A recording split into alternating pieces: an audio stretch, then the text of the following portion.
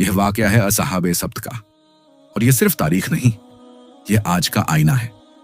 हजरत मूसा अलैहिस्सलाम के बाद बनी इजराइल की एक कौम समंदर के किनारे एलाह में रहती थी।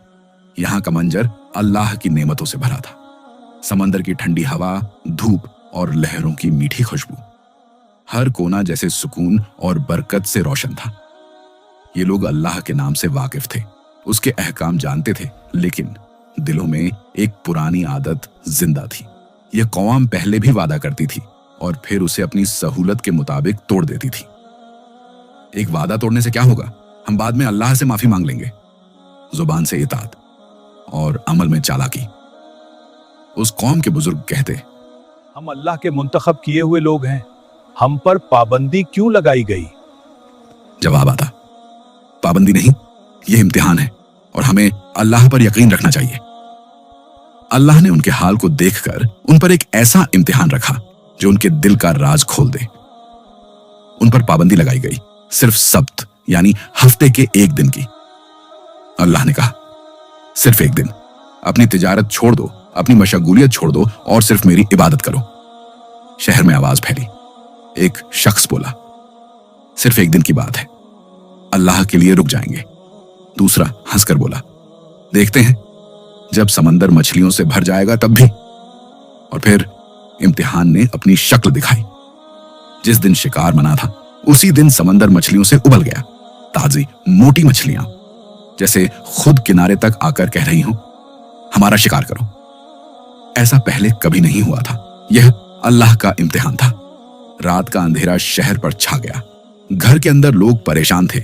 मछलियों का शिकार न होने की वजह से घरों में झगड़े होने लगे। तभी खामोशी में शैतान ने दिलों पर हमला किया। यह दिन सिर्फ एक रास्ता रोकता है। चालाकी दिखाओ, अल्लाह के हुक्म को घुमा फिराकर अपना फायदा निकालो। लोग एक दूसरे की तरफ देखने लगे। चेहरों पर एक ऐसी मुस्कुराहट उभरी जो उन्हें बड़े अजाब की तरफ खींचने वाली थी। एक आदमी बोला, कुछ ऐसा करो कि हफ्ते के दिन मछलियां खुद जाल में फंस जाएं और हमें कुछ करना ही न पड़े। दूसरा बोला, बस नालियां खोद देते हैं, मछलियां खुद आकर फंस जाएंगी, फिर इतवार को निकाल लेंगे। अल्लाह भी खुश और हम भी। वो समंदर किनारे गए, नालियां खोदी, जाल बिछाए और अपनी चालाकी से रास्ता निकाल लिया। बुजुर्गों ने समझाया, अल्लाह सब देख रहा है, ये वक्त हमारी नीयत का इम्तिहान है। नौजवान हंस पड़े। हमने हुक्म नहीं तोड़ा, बस एक तरीका निकाला है। लेकिन उन्हें याद नहीं था, चालाकी और गुनाह का इम्तिहान अल्लाह से छुप नहीं सकता। शहर 3 हिस्सों में बंट गया।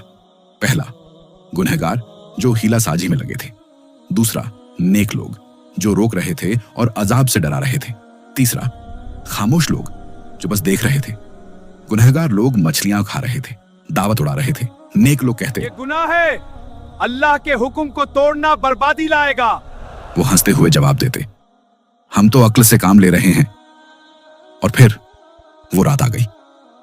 शहर खामोश था। समंदर की हल्की लहरें, हवा की आवाज, गुनहगार पेट भर कर सो गए। अचानक एक आवाज जैसे फिजा में गूंजी, जलील और रुस्वा बंदर बन जाओ। चेहरे बिगड़ने लगे, उंगलियां लंबी होकर पंजे बन गईं, जिस्म पर बाल उगाए, चीखें, घबराहट, मगर सुनने वाला कोई नहीं। सुबह हुई, शहर में खामोशी थी। नेक लोगों ने देखा गुनहगार इंसान नहीं रहे, वो बंदर बन चुके थे। वही कपड़े मगर अंदर से जानवर। कहा जाता है यह अजाब इतना शदीद था कि वो 3 दिन से ज्यादा जिंदा न रह सके। न खाया न पिया, बस तड़पते रहे और खत्म हो गए। इनका जुर्म सिर्फ मछली पकड़ना नहीं था, उनका असल जुर्म था अल्लाह के कानून के साथ हीला साजी करना। आज भी हम कहते हैं सूद एक प्रॉफिट है, रिश्वत सिर्फ तोहफा है, झूठ एक मार्केटिंग टेक्निक है।